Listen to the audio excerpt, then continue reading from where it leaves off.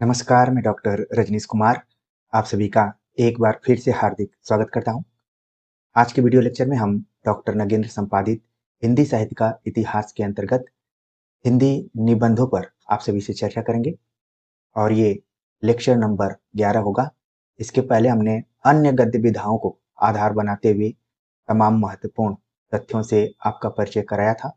इस उम्मीद के साथ कि जिन भी आगामी परीक्षाओं में आप शामिल होने जा रहे हैं, वहां पर इन सभी वीडियो लेक्चर से प्रश्न आपके प्रश्न पत्र में दिखाई दें। तो प्रिय विद्यार्थियों, आप सभी अपने कंटिन्यूटी के माध्यम से, निरंतरता के माध्यम से वीडियो लेक्चर देख रहे होंगे, ऐसी हम उम्मीद करते हैं। उसी क्रम को आगे बढ़ाते हुए हम हिंदी निबंधों पर आप सभी से चर्चा करेंगे, जिसमें हम कवर करेंगे भारतेंदु युग, द्विवेदी युग, छायावाद और इसके बाद का जो भी निबंध लेखन हुआ है, यानी कि प्रायः जहाँ से सवाल पूछे जाते हैं सभी को हम कवर कर लेंगे। तो चलते हम बात करते हैं सीधे लेक्चर के ऊपर। भारतेंदु युग में सबसे अधिक सफलता निबंध लेखन में प्राप्त हुई। निबंधों का संबंध पत्र पत्रिकाओं से सीधे जुड़ा हुआ था। अगर हम भारतेंदु युग की बात करते हैं तो यह ऐसा युग है जिसमें कई विधाओं का जन्म हुआ। अगर गद्य विधाओं की हम बात करें, नाटक आचार्य रामचंद्र शुक्ल ने लिखा भी है। ये विलक्षण बात यह है कि इस युग में सबसे पहले गद्य लिखने का प्रयास नाटक विधा में किया गया। उसके बाद निबंध में लिखना शुरू हुआ। यात्रावृत्त को लेकर हमने आप सभी से चर्चा की थी। जीवनी को लेकर कुछ कुछ चीजें लिखी जाने लगी थी। तो लेकिन इन सभी विधाओं में सबसे ज्यादा अगर सफलता किसी को मिली तो वो निबंध लेखन में मिली। और ये भी कहा जाता है कि भारतेंदु युग में जो भी निबंध लिखे जा रहे थे, अब वो हसमुख गद्य के अंतर्गत आते थे, जिसको कि कई बार आप व्यंग्य शैली के रूप में जानते हैं। निबंध लेखन में सफलता इसलिए मिली कि निबंधों का संबंध पत्र पत्रिकाओं से सीधे जुड़ा हुआ था। यानी कि तत्कालीन जो भी पत्र पत्रिकाएं प्रकाशित होती थी उसमें निबंध को भी जगह मिलती थी। तो इस तरीके से सबसे अगर कोई प्रमुख विधा सामने उभर कर आई तो वो निबंध विधा थी। इसका उद्देश्य क्या रहा? राजनीति, समाज सुधार, धर्म, अध्यात्म, आर्थिक दुर्दशा, अतीत का गौरव, महापुरुषों की जीवनियां आदि विषयों पर विचार करते हुए भारतेंदु युग के लेखकों ने विभिन्न पत्र पत्रिकाओं के माध्यम से निबंध साहित्य को खूब समृद्ध किया। तो जब ये लोग निबंध लिख रहे थे तो विषय वस्तु क्या थी? जब विषय वस्तु आप देखेंगे तो ध्यान आपको रखना है कि उस समय हमारा देश गुलाम था।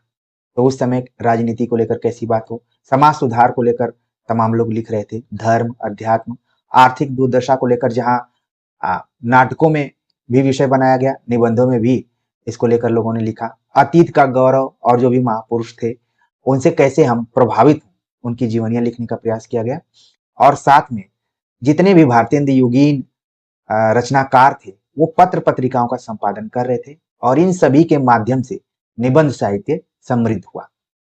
अब कुछ लेखकों का नाम आपके सामने आएगा और जब आप देखेंगे कि पिछले साल के क्वेश्चन पेपर में इन लेखकों से प्राय सवाल पूछे जाते हैं। जैसे कई विद्यार्थी पूछते हैं कि कौन सी ऐसी किताब पढ़ें या फिर कैसे हम तैयारी करें कि जिससे जो हम तैयारी कर रहे हैं ये पता चले कि सही दिशा में हम तैयारी कर रहे हैं। तो ऐसे ही पढ़ना है। जब आप पढ़िए तो कम से कम पिछले साल के क्वेश्चन पेपर में आए हुए तथ्यों को आप मूल किताबों में देख लें या फिर खोज लें तो आपको लगे कि हाँ, यहीं से तो सवाल बन रहे हैं। आमतौर पर जब भी हम एग्जाम में जाते हैं उसके पहले दिमाग में बहुत सारे सवाल आते हैं कि पता नहीं जो हमने अध्ययन किया हुआ है उसमें से कुछ आएगा कि नहीं आएगा। लेकिन जैसे ही आप एग्जाम हॉल में जाते हैं सारी चीजें आपकी पढ़ी हुई आती हैं, उसमें से 20% के आसपास में चीजें आपको नहीं पता होती। तो क्यों नहीं आप 80% चीजों को लेकर ज्यादा अलर्ट रहें। तो जैसा कि हमने कहा कि भारतेंदु युगीन जो भी निबंधकार थे उसमें बालकृष्ण भट्ट और प्रताप नारायण मिश्र ने इस गद्य विधा को और भी विकसित किया। सिर्फ विकसित ही नहीं किया बल्कि समृद्ध भी किया। आचार्य रामचंद्र शुक्ल ने इन्हें हिंदी का स्टील और एडिशन कहा है।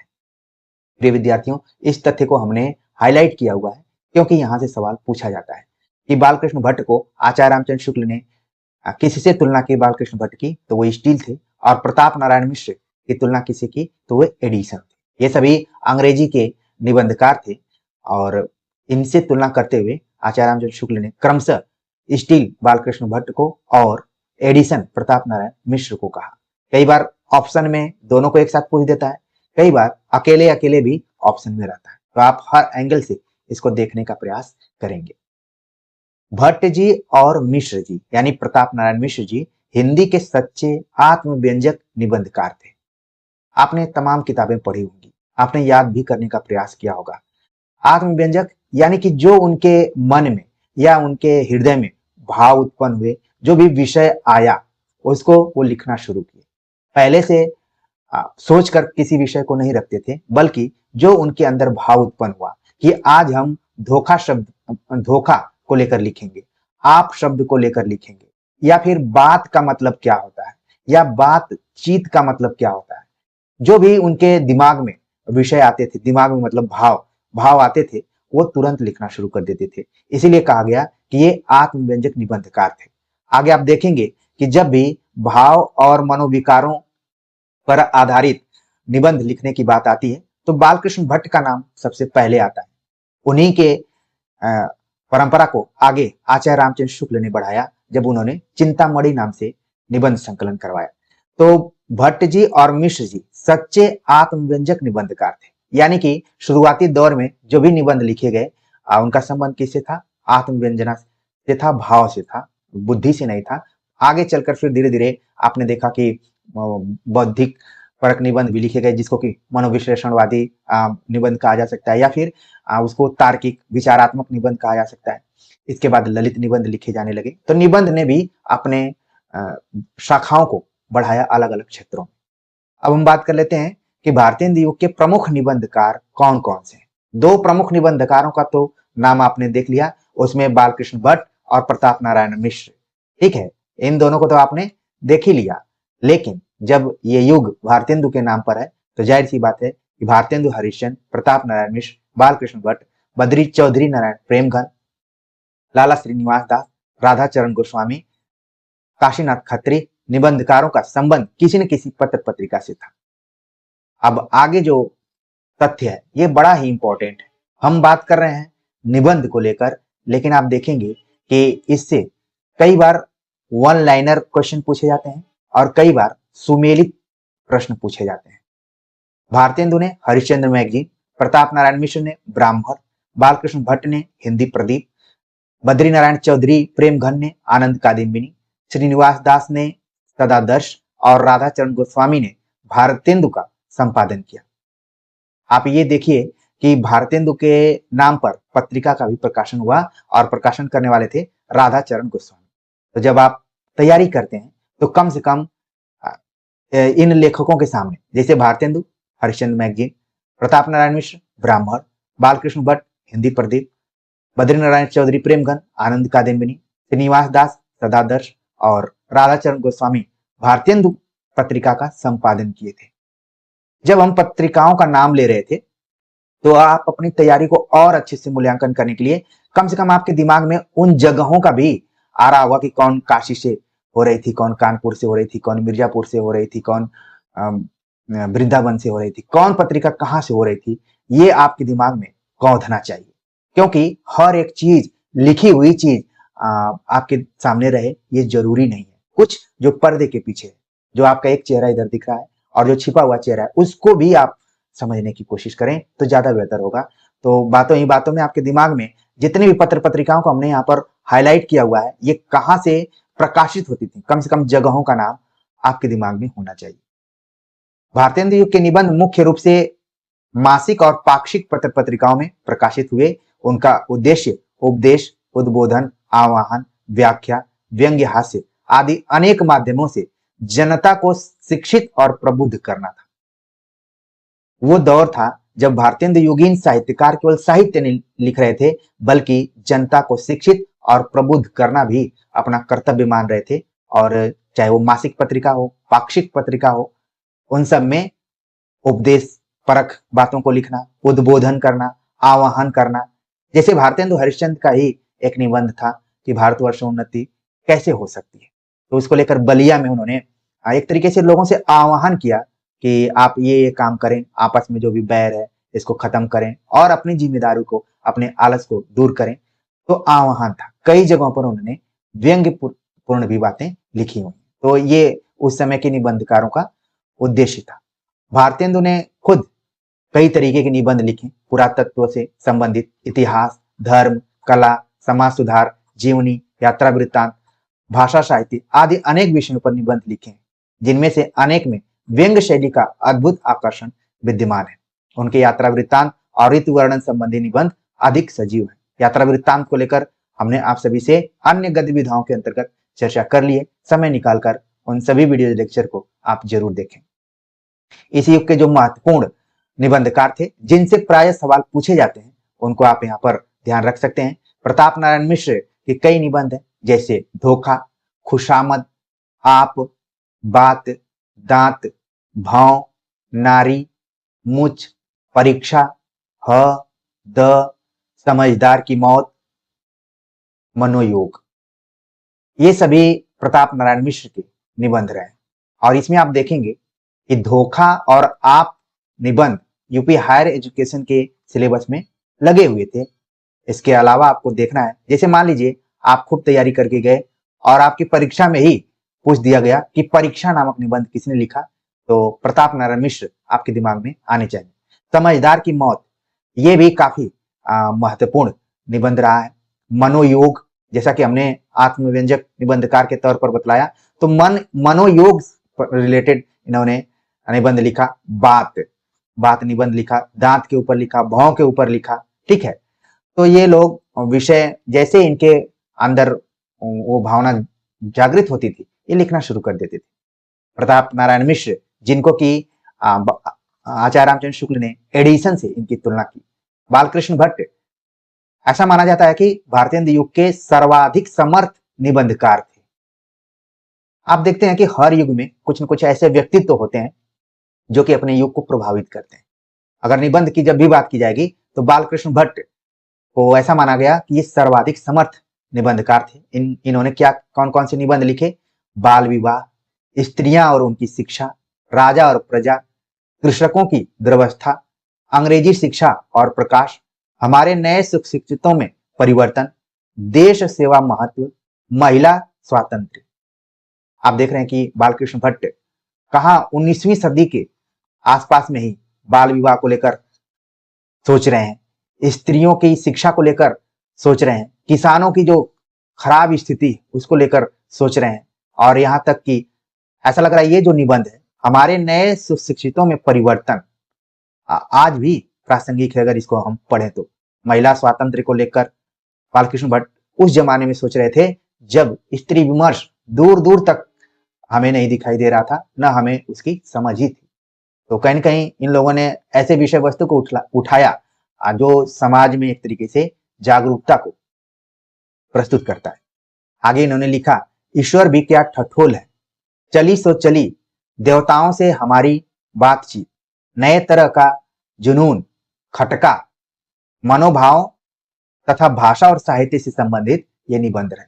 और मुझे याद आ रहा है कि जेएनयू के एमए के पाठ्यक्रम में चली सो चली, नए तरह का जुनून, ये दोनों निबंध पढ़ने थे।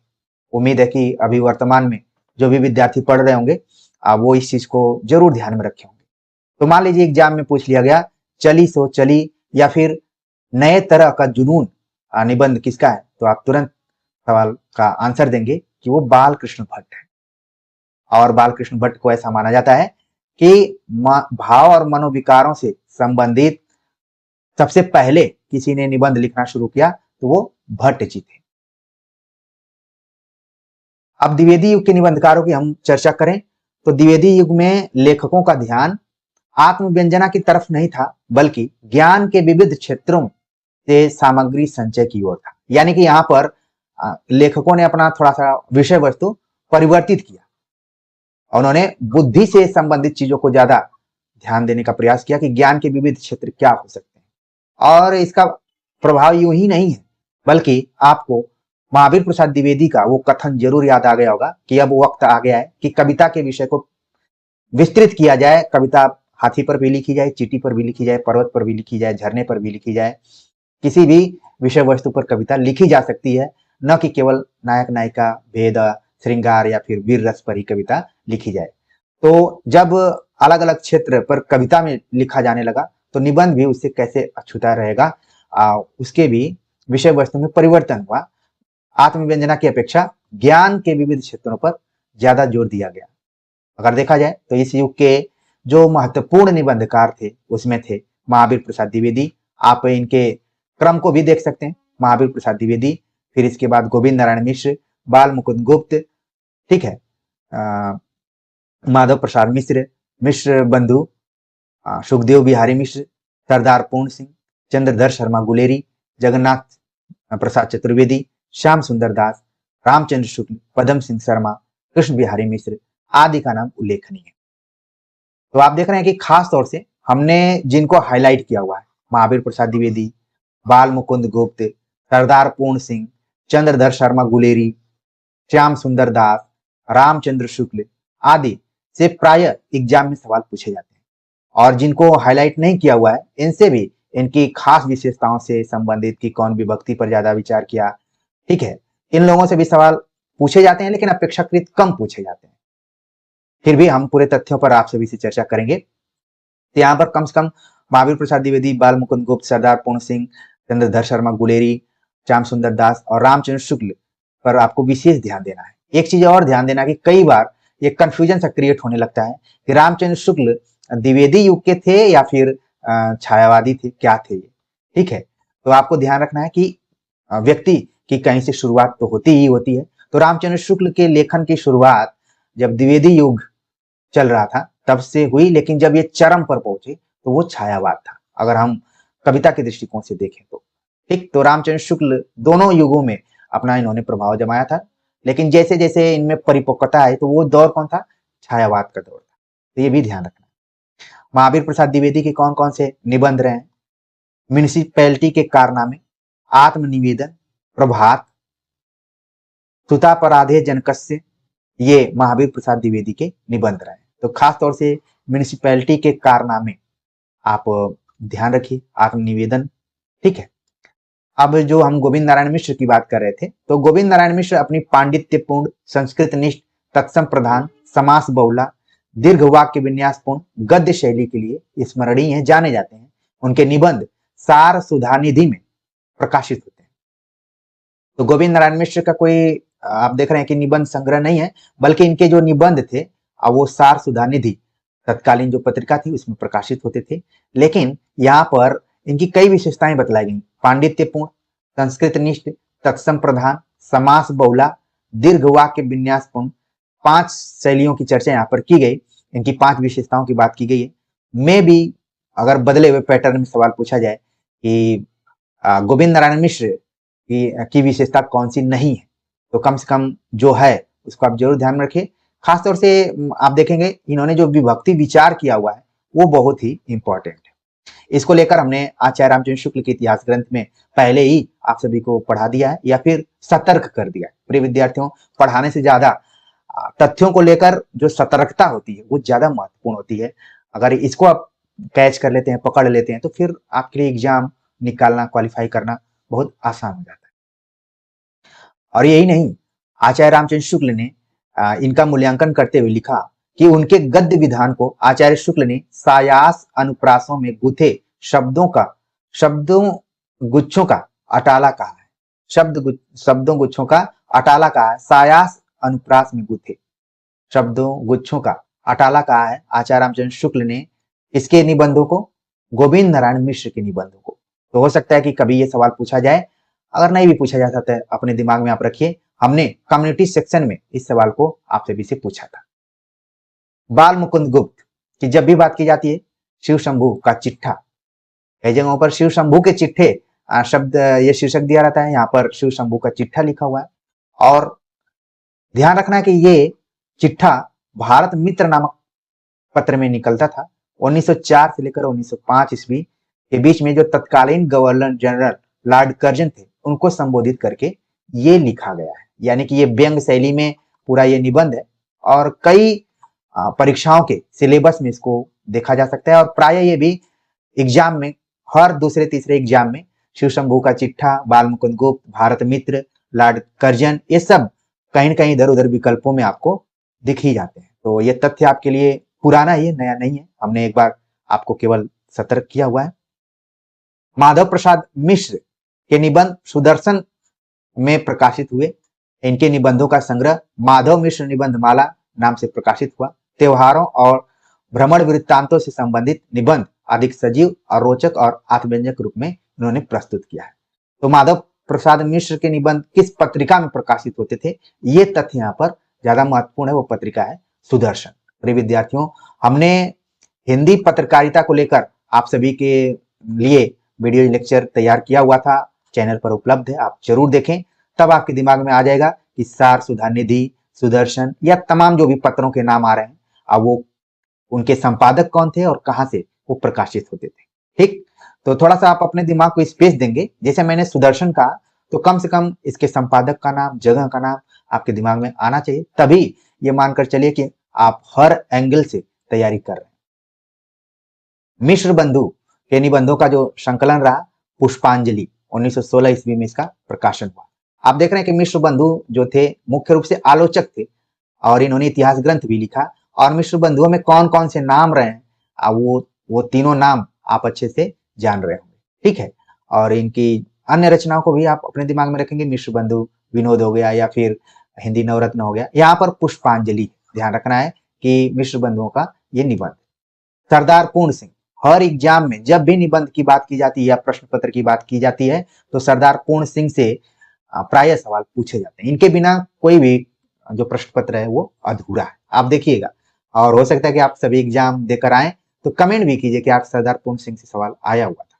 इन्होंने कुल 6 निबंध लिखे थे। इनके निबंधों की संख्या को लेकर अलग अलग है, कहीं पर 8 बताया जाता है, जैसे बच्चन सिंह इत्यादि की किताब में देखेंगे। लेकिन यहाँ पर डॉक्टर नगेंद्र संपादित हिंदी साहित्य का इतिहास में इनके कुल 6 निबंधों की बात की गई। वो 6 निबंध कौन है?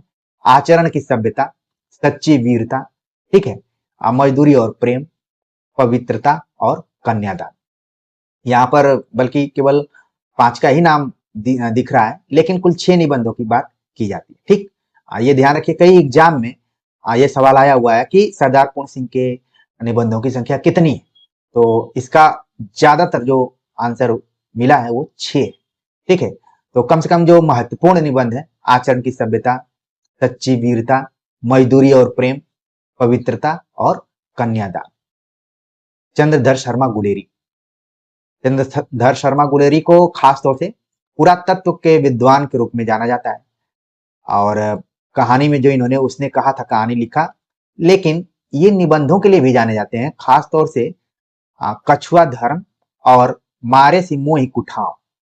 ये सब भी आपको कई बार एग्जाम में पीवाईक्यू अगर आपने अच्छे से हल किया होगा, ठीक है, तो कहीं न कहीं आपने देखा होगा कि कछुआ धर्म और मारे सी मोहि कुठाव निबंध जरूर परीक्षाओं में पूछे जाते रहे। वन लाइनर में भी पूछे जाते रहे हैं या फिर सुमेलित वाले में तो आते ही आते हैं। जगन्नाथ प्रसाद चतुर्वेदी ने लिखा गद्यमाला, निबंध संचय।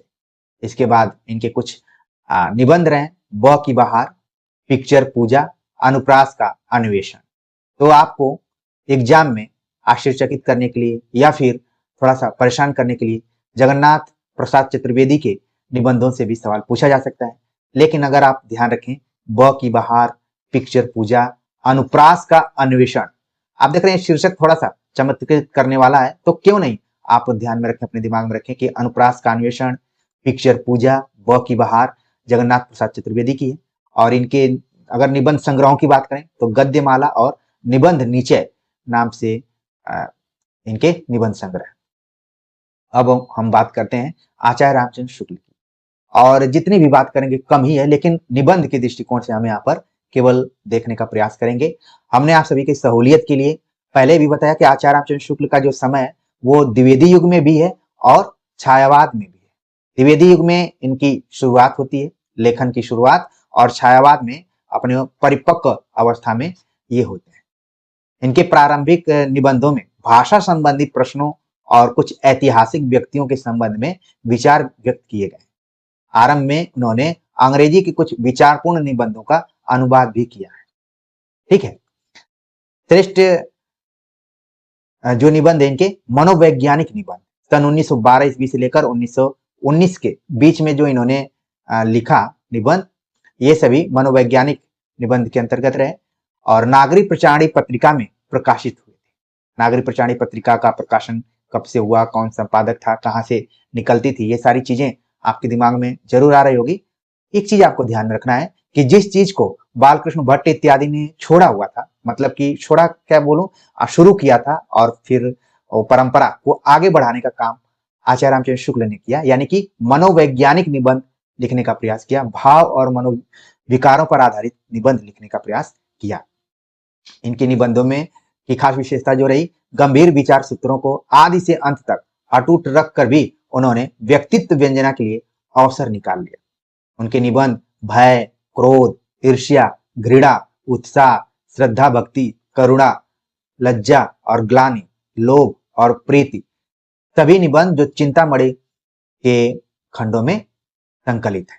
ठीक है, दोनों खंडों में यहाँ पर बताया जा रहा है, लेकिन जब ये इतिहास ग्रंथ लिखा जा रहा होगा दो ही खंड रहे होंगे, जबकि आप जब अपडेट होकर बातचीत करते हैं तो चिंतामणि के कुल कितने खंड हैं? 4 खंडों में ये प्रकाशित है। ठीक है, और जिसमें आप जानते हैं कि जो पहला खंड है वो ज्यादा इंपॉर्टेंट है, जिसमें कुल 17 निबंधों का संकलन किया गया।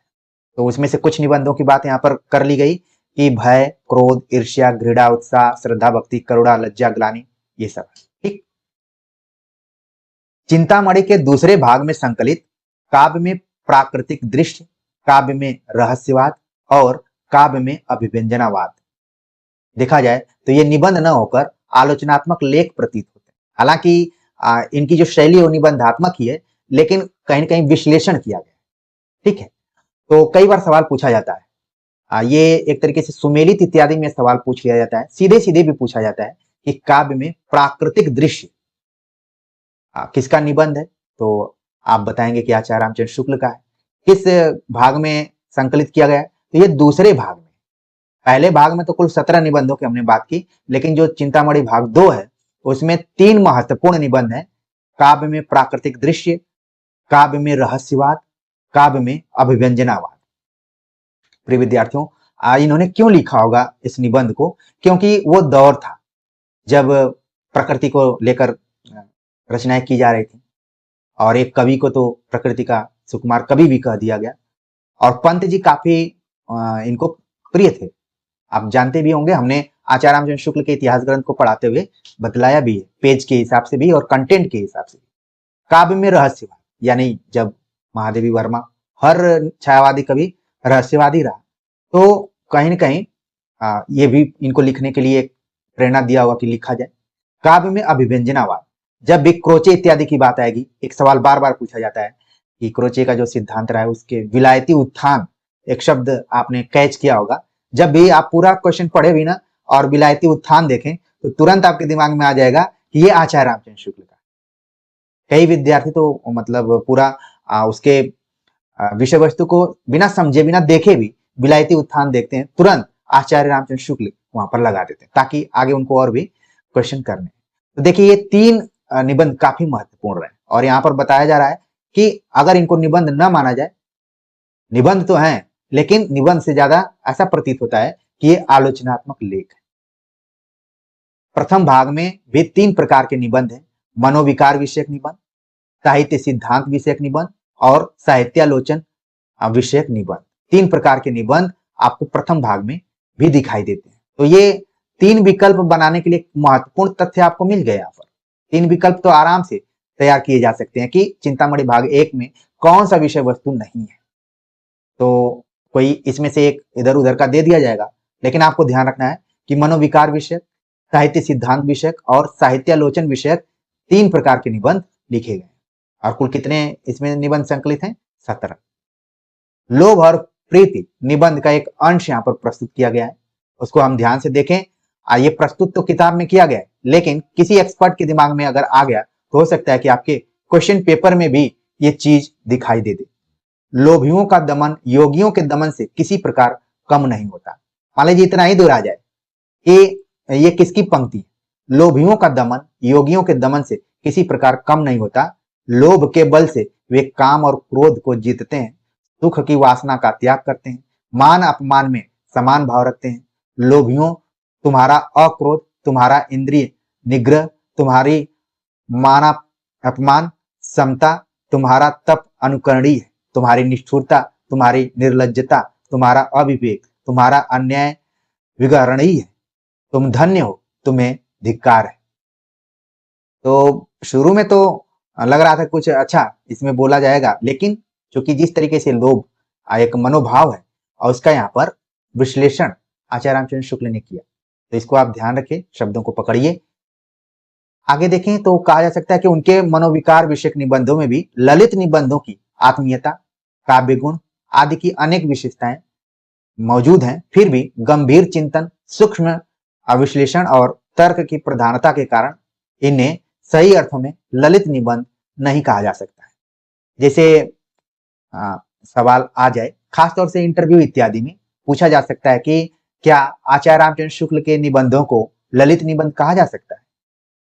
तो पता चला कि आप तो रिटेन में बहुत ज्यादा नंबर लाए हुए हैं, टॉपर हैं, लेकिन वहां पर आप परेशान हो गए कि भाई ये कहां से क्वेश्चन आ गया। ललित निबंधकारों में तो हमने हजारी प्रसाद द्विवेदी, विद्यानिवास मिश्र, कुबेरनाथ राय इत्यादि को पढ़ा हुआ था। तो आप अपना उत्तर यहीं से बना के दे सकते हैं कि जहां तक आचार्य रामचंद्र शुक्ल के निबंधों की बात है, तो जो निबंधों में खासतौर से आत्मीयता, काव्य गुण आदि विशेषताएं होनी चाहिए, उनके कुछ निबंधों में तो हैं, लेकिन उनके निबंध ललित निबंध के अंतर्गत नहीं आ सकते हैं। कारण ये है कि गंभीर चिंतन उनके निबंधों में दिखलाई देता है, सूक्ष्म विश्लेषण दिखलाई देता है और तर्क की प्रधानता होती है। तो ललित निबंध जिसका कि जुड़ाव लोक से होता है, अगर आप हजारी प्रसाद द्विवेदी इत्यादि का पढ़ेंगे, उसमें भी तर्क दिया जाता है, उसमें भी विश्लेषण किया जाता है, लेकिन थोड़ा सा उसका जो सौंदर्य बोध है वो अलग ढंग का होता है। तो हम कुछ अन्य निबंधों में देखें जो कि ललित निबंध के तौर पर यहाँ पर दिए गए हैं पुस्तक में। फिर भी हमें निबंधकारों और निबंधों को ज्यादा ध्यान देना है। जैसे गुलाब राय, कई बार हमने खासतौर से जो जीडीसी के एग्जाम होते हैं उसमें गुलाब राय से संबंधित सवाल मैंने कई बार देखा हुआ है, जैसे कि ठलुआ क्लब, फिर निराशा क्यों, मेरी असफलताएं, ये सभी आते रहते हैं। कई बार तो पूछ लिया जाता है कि गुलाब राय का निबंध कौन सा नहीं है। तो आप देख रहे हैं कई इसमें निबंध दिए गए हैं। ठलुआ क्लब नाम से भी ऐसा लग रहा है कि अप्रत्याशित है, चमत्कृत करने वाला है, तो पूछा जा सकता है। फिर निराशा क्यों, इसके बाद मेरी असफलताएं, आगे चलकर इन्होंने मन की बातें और मेरे निबंध नाम से इनका निबंध संग्रह भी प्रकाशित हुआ। कुछ और महत्वपूर्ण निबंध रहे, मेरा मकान, मेरे नापिताचार्य, मेरी दैनिकी का एक पृष्ठ, प्रीति भोज, ये जितने भी निबंध हैं गुलाब राय के द्वारा लिखे गए। गुलाब राय भी काव्य शास्त्र में काफी इन्होंने काम किया, खासतौर से रस इत्यादि को लेकर, ठीक है। लेकिन अगर एक निबंधकार के तौर पर देखें तो इनके निबंध भी प्राय एग्जाम में पूछे जाते हैं, बहुत ही इंपॉर्टेंट है गुलाब राय अगर निबंधकारों के दृष्टिकोण से हम देखें तो। मेरी दैनिकी का एक पृष्ठ से कुछ अंश यहाँ पर लिया गया है, थोड़ा उसको हम देख लेते हैं। गोपाल राय लिखते हैं, खैर आजकल उस भैंस का दूध कम हो जाने पर भी और अपने मित्रों को छाछ भी नहीं पिला सकने की व्यवस्था की झुंझल के होते हुए भी सूर्यराज इंद्र की तरह मुझे भी मट्ठा दुर्लभ हो जाता है, शक्रे शक्रस्य दुर्लभम। उसके लिए भूस लाना अनिवार्य हो जाता है। कहाँ साधारणीकरण और अभिव्यंजनावाद की चर्चा और कहाँ भूस का भाव। भूस खरीद कर मुझे भी गधे के पीछे ऐसे चलना पड़ता है जैसे, बल्कि यहाँ पर भूसा हो सकता है, ठीक है, गधे के पीछे ऐसा चलना पड़ता है जैसे बहुत से लोग अक्ल के पीछे लाठी लेकर चलते हैं। कभी कभी गधे के साथ कदम मिला के रखना कठिन हो जाता है, लेकिन मुझे गधे के पीछे चलने में उतना ही आनंद आना है जितना कि पलायनवादी को जीवन से भागने में। तो देखिए यहाँ पर गुलाब राय जो है वो एक साथ कई चीजों पर विचार कर रहे हैं, और यही एक अच्छे लेखक या निबंधकार की विशेषता भी होती है कि अपने समय में जो भी चल रहे हैं साधारणीकरण को लेकर, उस समय काफी चल रहा था कि आखिरकार साधारणीकरण आप देखेंगे तो संस्कृत काव्य शास्त्र का एक अंश है, लेकिन हिंदी आलोचकों ने भी इसमें विचार किया हुआ है। अभिव्यंजनावाद आपने रामचंद्र शुक्ल की इत्यादि को देखा है, और पलायनवादी छायावाद से इसको आप जुड़कर देख सकते हैं।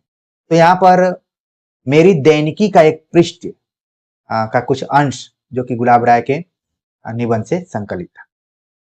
पदुमलाल पुन्नालाल बख्शी, जिनको कि आप क्या बोल सकते हैं, बहुत बड़ा नाम है इनका। इनके निबंध है पंचपात्र, अतीत स्मृति, उत्सव, रामलाल पंडित, श्रद्धांजलि के दो फूल। पदुमलाल पुन्नालाल बख्शी के निबंध भी महत्वपूर्ण है, खासतौर से जो हमने अंडरलाइन किया, श्रद्धांजलि के दो फूल। ठीक है। शांति प्रिय द्विवेदी, शांति प्रिय द्विवेदी जिनको कि ऐसा माना जाता है कि छायावाद की आलोचना में या फिर छायावाद को लेकर काफी इन्होंने काम किया है, और कामायनी इत्यादि पर भी इन्होंने लिखा हुआ है, खूब लिखा है। ठीक है, उपनिषद इत्यादि से जुड़ा हुआ उसको। इनका जो निबंध है कवि और काव्य साहित्यिकी, शांति प्रिय द्विवेदी के इन दो निबंधों को आप ध्यान में रखिए, कवि और काव्य। अक्सर कवि और कविता को लेकर बातें शांति प्रिय द्विवेदी से भी पहले हुई हैं, चाहे महावीर प्रसाद द्विवेदी हो, चाहे रामचंद्र शुक्ल इत्यादि हो, इन्होंने भी कवि और काव्य को लेकर लिखा और साहित्यिकी को लेकर लिखा।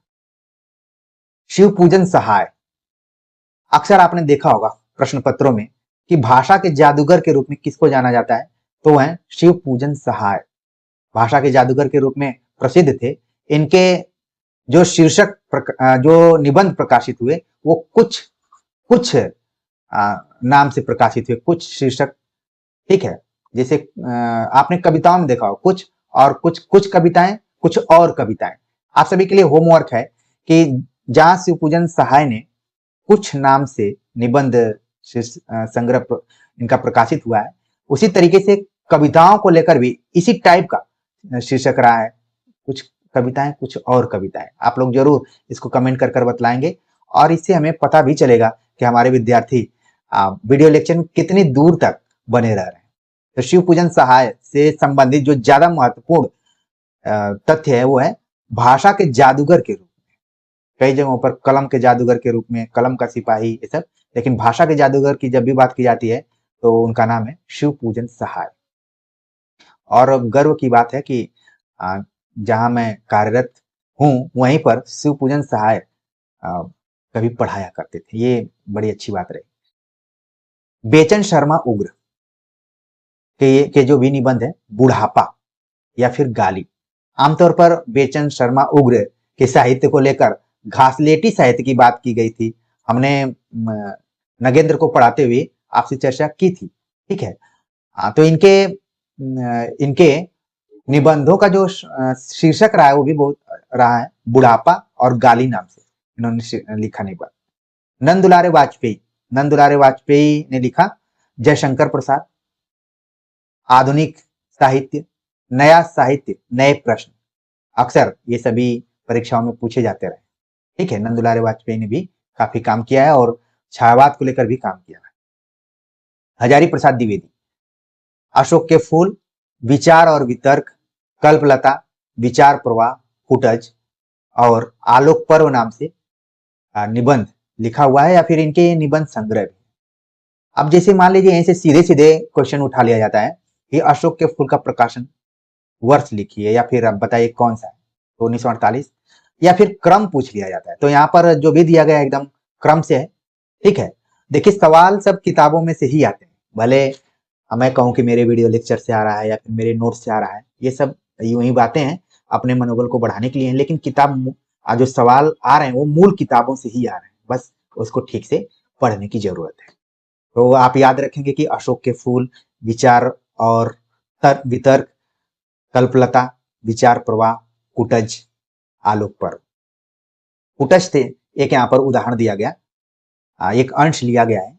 कुटज क्या केवल जी रहा है, वह दूसरों के द्वार पर भीख मांगने नहीं जाता, अपनी उन्नति के लिए अफसरों का जूता नहीं चाटता, आत्मोन्नत उन्नति के हेतु नीलम नहीं धारण करता, दांत नहीं निपोरता, जीता है और शान से जीता है। कहां से मिली है अकुतो भयावृत्ति, अपराजित स्वभाव, अविचल जीवन दृष्टि।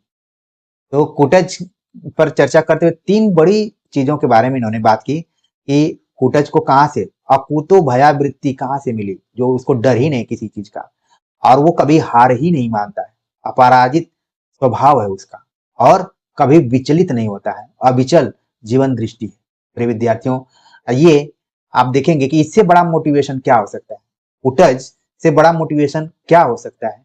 हम सभी तैयारी करते हैं या फिर तैयारी कराते हैं, ऐसा नहीं कि हम आपको पढ़ा दे रहे हैं तो एग्जाम के दिन हमारे दिमाग में नहीं रहता है, हमारे दिमाग में रहता है कि हमने जो विद्यार्थियों का समय लिया है, आप लोगों से हमने तो केवल समय ही तो लिया है, जो समय लिया है उस समय में आपने कितना कुछ पाया है और एग्जाम में उसका कितना लाभ मिल रहा है।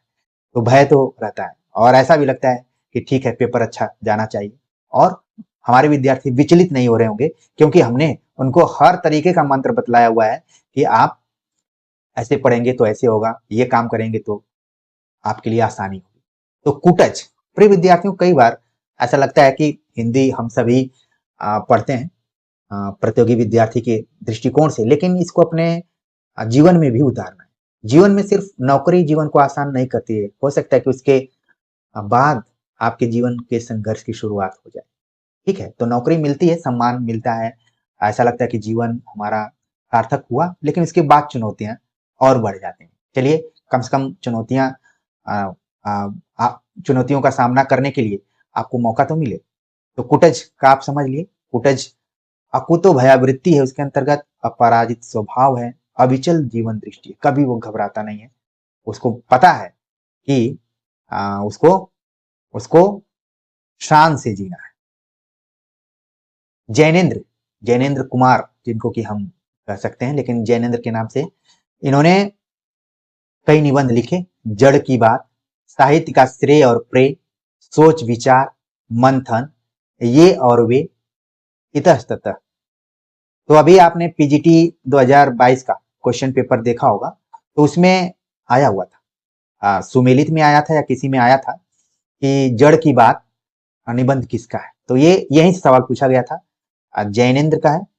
हो सकता है कि आगे आप जाएं तो पूछ लिया जाए साहित्य का श्रेय और प्रेय किसका निबंध है, सोच विचार किसका निबंध है, मंथन, क्योंकि जैनेन्द्र जो है मनोविश्लेषणवादी साहित्यकार रहे हैं, चाहे उपन्यास इन्होंने लिखा, चाहे कहानियां लिखी, तो उसी स्वभाव के अनुसार इन्होंने लिखा। जैसे मंथन लिखा, ये और वे, इतस्ततः। ठीक, तो इनको आप ध्यान में रख सकते हैं। शांति प्रिय द्विवेदी के निबंधों के बारे में हमने अभी ऊपर चर्चा की थी। उनके और कुछ निबंध जैसे संचारिणी, युग और साहित्य, सामयिकी, धरातल, प्रतिष्ठान, साकल्य, आधान, बुद्ध और विकास, खासतौर से युग और साहित्य, ये भी लग रहा है कि पीजीटी 2022 में क्वेश्चन आया हुआ था। ठीक, तो इसको भी आप ध्यान में रखें। बाकी पूरा जितना भी हम तथ्य बतला रहे हैं आपने पहले पढ़ा भी होगा, लेकिन जब कोई शिक्षक उसको पिंच करके या फिर महत्वपूर्ण करके बतलाता है तो चीजें और दिमाग में बैठती हैं। ठीक है, चाहे वो संचरणी हो, शांति प्रिय द्विवेदी का युग और साहित्य, सामयिकी, धरातल, इनके क्रम भी पूछे जा सकते हैं, तो क्रमवार भी आप इन चीजों को ध्यान रखिए। रामधारी सिंह दिनकर, रामधारी सिंह दिनकर जिनको कि हम राष्ट्र कवि के तौर पर जानते हैं। ठीक है, और मैथिली शरण गुप्त भी राष्ट्र कवि के तौर पर ऐसा माना जाता है कि दिनकर जी ने मतलब अपने को डिप्टी राष्ट्र कवि माना।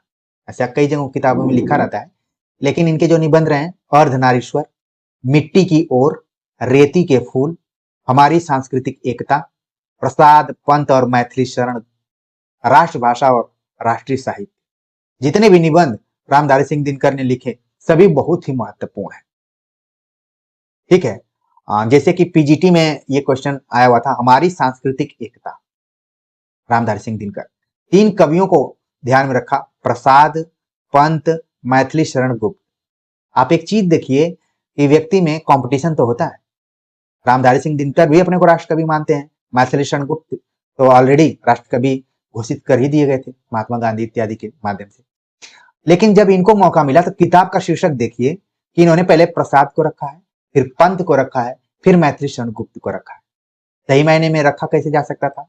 रखा जा सकता था मैथिली शरण गुप्त, प्रसाद और पंत, लेकिन उलट है यहाँ पर। तो इसको भी आपको ध्यान में रखना है। और ऐसा माना जाता है कि प्रसाद ने जो कामायनी लिखा है उसी तरीके से रामधारी सिंह दिनकर ने भी एक रचना लिखी, उर्वशी। तो इसको लेकर भी काफी विवाद रहा है, उर्वशी को लेकर काफी विवाद रहा है, कभी बात करेंगे, आलोचना जब पढ़ाएंगे तो। ठीक, डॉक्टर नगेंद्र, जिनकी पुस्तक के आधार पर हम आप सभी से चर्चा कर रहे हैं, और उनका अगर तथ्य आए तो दिमाग में एक कौतूहलता तो आती ही है कि भाई इन्होंने कौन कौन से निबंध लिखे होंगे। यौवन के द्वार पर, चेतना के बिंब, आस्था के चरण, ये 3 इनके महत्वपूर्ण निबंध हैं जिनको कि आप याद कर सकते हैं, अपने दिमाग में रख सकते हैं और प्रायः ये पिछले साल के क्वेश्चन पेपर में कभी न कभी आप प्रश्न के तौर पर इनको आपने देखा होगा। जैसे कि पीजीटी 2022 में ही ऐसा लग रहा है कि यौवन के द्वार पर ये आया हुआ था, चेतना के बिंब आस्था के चरण। बिल्कुल ध्यान रखिए, किसका है? डॉक्टर नगेंद्र का है। अज्ञेय, अज्ञेय ने काफी निबंध लिखे हुए हैं और इनके निबंधों में भी आलोचनात्मक दृष्टिकोण ज्यादा दिखलाई देता है। कौन कौन से खास इनके निबंध रहे? त्रिशंकु, आत्मनेपद, हिंदी साहित्य एक आधुनिक परिदृश्य, आलवाल, भवंती, लिख कागज कोरे, ये इनके महत्वपूर्ण निबंध रहे हैं। और जब हम स्वाधीनता के बाद के निबंधों को देखेंगे तो वहां भी अज्ञेय ने और कुछ लिखा है, अज्ञेय ने बहुत ज्यादा निबंध लिखा हुआ है और हमने इनके निबंधों को आधार बनाते हुए उसमें जो आलोचनात्मक दृष्टिकोण है उसको लेकर हमने पीएचडी की हुई है। ठीक है, अज्ञेय और मुक्तिबोध दोनों को लेकर हमने इनके जो इधर उधर बिखरे हुए निबंध थे और उसमें जो विश्लेषणात्मक चीजें थी उनका हमने समान रूप से तुलनात्मक अध्ययन किया हुआ है। तो खास तौर से ध्यान रखें, त्रिशंकु, आत्मनेपद, हिंदी साहित्य एक आधुनिक परिदृश्य, आलवाल, भवंती, लिख कागज कोरे, कई बार एग्जाम में ये पूछा जाता रहा है, सब किसका है? अज्ञेय का। वैसे आप देखेंगे त्रिशंकु नाम से अज्ञेय ने भी लिखा हुआ है, तो इनका निबंध कई बार पूछा जाता है विधा में। त्रिशंकु नाम से कहानी भी लिखी गई, त्रिशंकु नाम से नाटक इत्यादि भी है। तो कम से कम जब किताब आप पढ़िए, वन लाइनर इत्यादि जो किताबें हैं, तो आप अपने नोट में उसको कर लीजिए कि त्रिशंकु नाम से कितनी तरीके की रचनाएं लिखी गई हैं और कौन कौन लोगों ने लिखा। सबसे बड़ी बात है कि जब अज्ञेय निबंध लिखते थे तो अपने वास्तविक नाम से सच्चिदानंद हीरानंद वात्स्यायन अज्ञेय, हालांकि अज्ञेय नाम भी उनको बहुत ज्यादा पसंद नहीं था। ठीक है, ये नाम तो आप जानते हैं कि जैनेन्द्र इत्यादि ने दिया हुआ था, आप तो अच्छे से जानते हैं, पढ़े हैं। तो इन्होंने कुछ निबंध कुट्टी चातन के नाम से भी लिखे और कई बार एग्जाम पूछा जाता है कि कुट्टी चातन छद्म नाम से कौन लेखक निबंध लिखा करते थे, तो वो है कोई और नहीं है बल्कि सच्चिदानंद हीरानंद वात्स्यायन अज्ञेय, कुट्टी चातन। अक्सर हिंदी साहित्य में आप देखते हैं कि लेखकों ने छद्म नामों का भी प्रयोग किया हुआ है, तो उसमें कुट्टी चातन का जब भी नाम आए तो तुरंत आपका ध्यान अज्ञेय की तरफ जाना चाहिए। ठीक, तो कुट्टी चातन नाम से इन्होंने जो निबंध लिखे हैं, खासतौर से ललित निबंधों का एक संग्रह है जिसका नाम है सब रंग। सब रंग नाम से इन्होंने निबंध संग्रह प्रकाशित करवाया है, अज्ञेय का है। राम वृक्ष बेनीपुरी का बहुत ही चर्चित जो निबंध रहा है वो है गेहूं और गुलाब। मुझे याद है कि हाई स्कूल या फिर इंटरमीडिएट में भी ये निबंध लगा हुआ था, हालांकि उस समय इतनी परिपक्वता इत्यादि नहीं थी, लेकिन जब भी गेहूं और गुलाब हम देखते हैं तो हमारे दिमाग में तुरंत आ जाता है कि हमने इसको शुरुआती दौर में ही पढ़ा हुआ था। हमने मतलब हमारे जैसे जो भी विद्यार्थी रहे। वंदे वाणी विनायको, ये इनका निबंध है। अब कई बार एग्जाम में पूछा जाता है कि जो गेहूं है वो किस चीज का प्रतीक है और जो गुलाब है वो किस चीज का प्रतीक है। तो प्रिय विद्यार्थियों, सही से तैयारी करने का एक लक्षण ये भी है कि तथ्यों को आराम से ध्यान से देखना है। गेहूं भूख का प्रतीक है और गुलाब कला और संस्कृति का प्रतीक है। इसी तरीके से राम वृक्ष बेनीपुरी ने तो गेहूं और गुलाब लिखा, गुलाब को लेकर निराला ने भी लिखा हुआ है, आपके दिमाग में आ गया होगा। और गुलाब को उन्होंने किस तरीके से संबोधित किया है, ये भी पंक्ति उन्होंने कविता लिखी हुई है। ठीक है, आप लोगों ने उस कविता को याद भी कर लिया होगा कि वो कविता आखिरकार कौन सी। लेकिन यहाँ पर ध्यान रखना है कि राम वृक्ष बेनीपुरी, गेहूं और गुलाब, वंदे वाणी विनायको नाम से दो निबंध यहाँ पर उनके लिखे गए हैं। और गेहूं में जो गेहूं आया हुआ है वो भूख का प्रतीक है और गुलाब कला और संस्कृति का प्रतीक है। श्री राम शर्मा, जब भी बात आती है तो इनका संबंध जोड़ा जाता है कि इन्होंने शिकार संबंधी रोचक निबंधों की रचना की और इनके साहित्य को शिकारी साहित्य भी कहा जाता है या फिर शिकार से संबंधित जो भी साहित्य लिखा हो, कौन लिखा है? श्री राम शर्मा ने लिखा है। देवेंद्र सत्यार्थी, देवेंद्र सत्यार्थी, जब हम अन्य गद्य विधाओं को पढ़ रहे थे वहां भी इनका नाम बहुत आ रहा था। धरती गाती है, एक युग एक प्रतीक, रेखाएं बोल उठी, भदंत आनंद कौशल्यायन, जो भूल न सका। कौशल्यायन जी को भी हमने अन्य गद्य विधाओं में कई जगहों पर देखा, यहाँ एक निबंधकार के तौर पर हम देख रहे हैं। वासुदेव शरण अग्रवाल ने लिखा पृथ्वी पुत्र, कला और संस्कृति। यशपाल का निबंध है चक्कर क्लब, देखा सोचा समझा, बात बात में बात, गांधीवाद की शव परीक्षा, न्याय का संघर्ष। बहुत ही इंपॉर्टेंट यशपाल के दृष्टिकोण से भी हम देखें, अगर इनके जो निबंध है चक्कर क्लब कई बार एग्जाम में आ चुका है। इसके बाद गांधीवाद की शव परीक्षा, न्याय का संघर्ष, ध्यान रखें। बनारसी दास चतुर्वेदी, साहित्य और जीवन हमारे आराध्य नाम से इन्होंने निबंध लिखा। माखनलाल चतुर्वेदी ने लिखा अमीर इरादे गरीब इरादे। ये भी कई बार एग्जाम में पूछा जाता रहा है, इसको जरूर ध्यान में रखें कि माखनलाल चतुर्वेदी ने इसको लिखा हुआ है। कन्हैयालाल मिश्र प्रभाकर के निबंध है जिंदगी मुस्कुराई, बाजे पायलिया के घुंघरू, महके आंगन चहके द्वार। कन्हैयालाल मिश्र प्रभाकर के निबंध है जिंदगी मुस्कुराई, बाजे पायलिया के घुंघरू, महके आंगन चहके द्वार। देखिए यहाँ पर महक रहा है आंगन और चहक क्या रहा है, द्वार। तो इस तरीके के जो शीर्षक होते हैं थोड़ा सा आप अपने तरफ आकर्षित करते हैं, कई बार एग्जाम में वो पूछे भी जाते हैं। भगवत शरण उपाध्याय ठूठा आम और सांस्कृतिक निबंध इन्होंने लिखा। अश्क ने लिखा मंटो मेरा दुश्मन। माचवे ने लिखा खरगोश के सिंह, और इसको माना जाता है कि ये व्यंग्य लहजे में लिखा गया, खरगोश के सिंह। तो प्रभाकर माचवे का संबंध सप्तक से भी रहा है, आपके दिमाग में आ गया होगा कि किस सप्तक से हैं, लेकिन जब भी निबंधों की बात की जाएगी तो खरगोश के सिंह नाम से निबंध इन्होंने लिखा व्यंग्य शैली में। विद्यानिवास मिश्र, इन्होंने तो बहुत सारे निबंध लिखे हुए, खासतौर से ललित निबंध, इसमें से कुछ यहाँ पर हैं जिनसे कि आपका काम चल जाए और यहीं से सवाल बन जाए तो बेहतर होगा। चितवन की छां, तुम चंदन हम पानी, आंगन का पंछी और बंजारा मन, मैंने सिल पहुंचाई, मेरे राम का मुकुट भीग रहा है। ये सभी निबंध किसके हैं, विद्यानिवास मिश्र के। धर्मवीर भारती, ठेले पर हिमालय, कहानी अनकहानी, पश्यंती। धर्मवीर भारती के निबंध भी काफी महत्वपूर्ण है। कई बार तो जब खुद अभ्यर्थी के रूप में परीक्षाओं में हम बैठा करते थे तो आता था कि ठेले पर हिमालय किस विधा की रचना है। ये कई बार मतलब परेशान करने वाला ये प्रश्न हुआ करता था अपने जमाने में कभी। अब तो प्रश्नों के पैटर्न में काफी बदलाव आया हुआ है। ठेले पर हिमालय क्या है, निबंध है। कहानी अनकहानी, ऐसा लग रहा है कि ये कोई आलोचनात्मक किताब होगी या फिर ये कहानी का होगा, लेकिन क्या ये निबंध है, ध्यान देना है आपको। पश्यंती, तो ये तीनों निबंध जो हैं धर्मवीर भारती के काफी महत्वपूर्ण है। शिव प्रसाद सिंह, शिखरों के सेतु नाम से निबंध लिखा, ये भी पूछा जाता है। कुबेरनाथ राय ने लिखा प्रिया नीलकंठी, रस आखेटक, गंध मादन और विषाद योग।